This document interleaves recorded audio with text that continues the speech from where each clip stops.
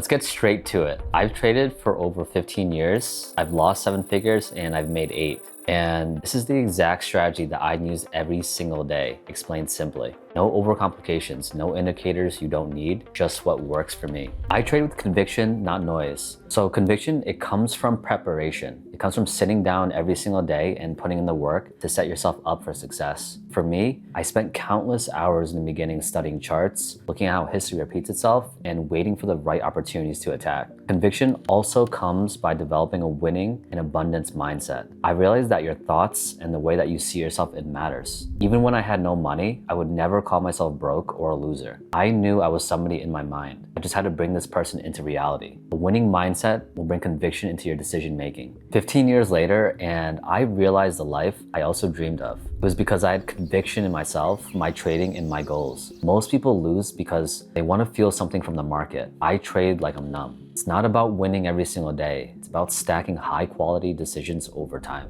My strategy is built on 3 pillars: sizing for zero, momentum, and waiting for asymmetric setups. So first up, sizing for zero. I don't use a stop loss because weekly options have the highest volatility. I look at my risk first. Most people, they'll buy a $1,000 position and stop out at 300 bucks. It's too tight of a stop for trading weekly options. Instead, I would buy $300 worth of options with no stop loss. This way, you'll be able to remove emotion from the trade and see the full potential of what can happen with the trade. Okay, next up is momentum. The only true way to make money trading options is from momentum. So waiting for major breakout and support levels is generally where you find the best risk reward for a trade. For example, when Meta broke above 657 in early June, it ran to over $700 in 5 days. This opportunity presented trades that moved close to 1,000% in profit. Next is asymmetric setups. You need a risk reward of at least 3 to 1 in order to consider a trade. If you enter a trade and the potential only offers a 1-to-1 ratio, to me, it's not worth my capital because it doesn't have enough room for you to enter and exit. The 1-to-1 ratio, you need to be extremely precise on the entry and the exit. I'd rather find easier trades so you don't need to stress as much about the actual trade. An asymmetric setup could be when PLTR dropped from 125 to 66. When this happened, the risk reward for the upside was heavily skewed higher. So there was strong support at 63, and in that particular trade, you could give up 3 points of downside for potentially 30 to 40 points of upside. And 2 months later, PLTR was trading at 135.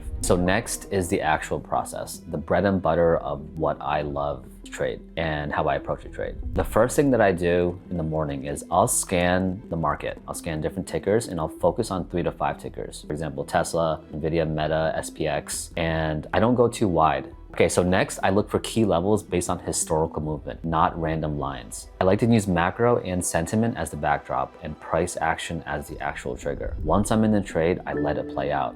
My size is controlled and the exit is planned. All right, guys, so I'm gonna give you guys an example of how I approach a typical trade. I'm gonna use Meta as the example from June 2nd all the way into June 6th, all right? So the first thing that I look at is where do you enter, right? Which support levels are important and which resistance levels are important. So leading into June 2nd, which is right here, I'm gonna draw a vertical line so you know exactly where it is. So the white vertical line is June 2nd, right? Let me zoom in a little. Before this day happened where we saw a big breakout, right? Meta opened up at 644 and it ran to 673 the same day. But before that, there was about a 2.5 week consolidation. Meta got to 662 and at the lows of this consolidation, it touched around 622. So leading into June 2nd, which is the breakout day where I entered calls, the first thing that I noticed was on May 23rd at that low of 622, we started to see higher lows print. And on May 29th is when Meta tried to break out above that 646. And then we did see a bit of a pullback on that Friday, but the dip got bought up, right? And Meta closed at 647. So looking at this chart, right? Looking at all these different lines, how do you know where to enter? Like what levels are important? In the short term here, seeing Meta defend 623 at that low was important, right? But then on the other side, the upside, 646 is also another important level. And on June 2nd, that Monday, we opened up that right at 644. So above that level, like would you enter right away? Some people will, but for me, I waited for further confirmation, right? 662 was that peak from May 14th. And then about a little over 2 weeks later, we retested that level. Near that level, I entered calls. And that to me was the entry point off of the high from May. So entering at a month's high is one way to enter a trade. And that's one type of trade that I like to be in. And that week of June 2nd, I played 8 different strikes of meta. I think it was 665 call, 675, 685, 695, 700 call, and then I think all the way up to like 710 call by Friday. All right. Keep an eye on the highs, right? Breakout levels, essentially. The harder the resistance level, and then the longer the consolidation, the more significant the level is going to be when you enter the trade. So 2.5 week consolidation, higher lows leading into that June 2nd day. Entering at 662 was the level. And,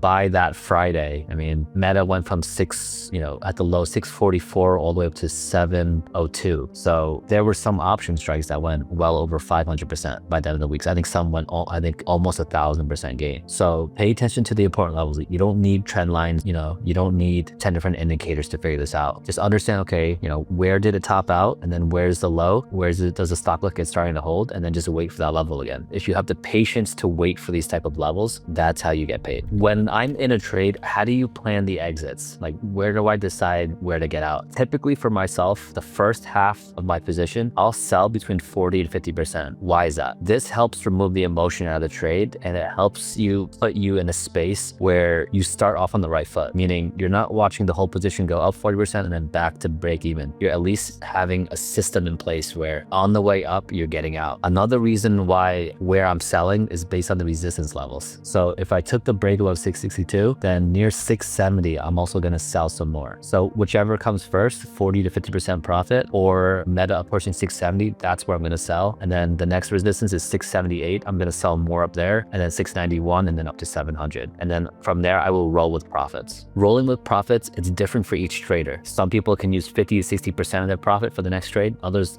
can only use 20 to 30%. It just depends on your risk tolerance. As meta or any other stock approaches a hard level, for example, 700 is a psychological resistance level. It's a round number. That is a level where you have to be a little bit more cautious, right? Let's say you enter at 662. As you approach 700, your risk reward starts to shift back near neutral. And that's where I'm going to start scaling down and not sizing too big. So that's how I like to trade. And this is pretty much the bread and butter of how I like to trade. The mental game. So my edge isn't just in the actual technical setup, it's in the headspace. I size every trade like I'm okay losing it all. That frees me up to think clearly. Every day I wake up between 4:30 and 5 a.m. I'll meditate for about 30 minutes before the market opens. Next, I'll head over to the computer. Once I sit down, I look at futures. Is there a gap up? Is there a gap down? Then I will look at individual stocks with relative strength or weakness. Which ones are gapping up and gapping down as well? If the stock is above or below a key resistance level, then that'll give me an indication to whether take a trade or not. Then I'll start reading the news. What are the important headlines? Which data is coming out pre-market or during the day? Once that's finished, I try and clear my mind before the open. Stay as calm as possible and make sure I have no bias when the bell rings. This is what helps me be consistent every single day. What do I do on a red day to stay sharp for the next setup? I always remind myself, red days or a losing trade is part of the process. Without losing, winning wouldn't exist. I try my best to learn about what I did wrong and correct it before it gets out of hand. Losing is a part of winning, like I said. Always remember that. Most traders spiral, I reset. This approach took me from 6 grand to 100,000, from 5-figure months to over 400,000. But it wasn't overnight. It was reps, losses, reflection, and obsession. I took 6,000 to 100,000 my first year, and by my third year, I reached $1 million. After my third year, I started to see more consistency. I would start making multiple 6 figures a year, and it stayed very steady in this range until 2020. This is when I started to see really big gains. Multiple 7-figure and 8-figure years started occurring since 2020. So what changed when I finally committed to this structure versus just testing random strategies? For me, what changed the most is how I view time and money. After making 6 figures, it bought me more time to enter the next trade. I didn't feel rushed. I would wait weeks at a time for only prime setups. This is how I grew my account 5x, 10x, and beyond. Waiting is 80% of trading. Once you realize this, you realize that time is always on your side. If you take anything from this, it's this. You don't need 50 indicators. You don't need to trade 20 different tickers. What you do need is patience, process, and emotional control. I built a system around that. If you want help, the link's below. Check it out or don't. But if you're still watching this, you're probably the type of person who should. See you guys in the next video.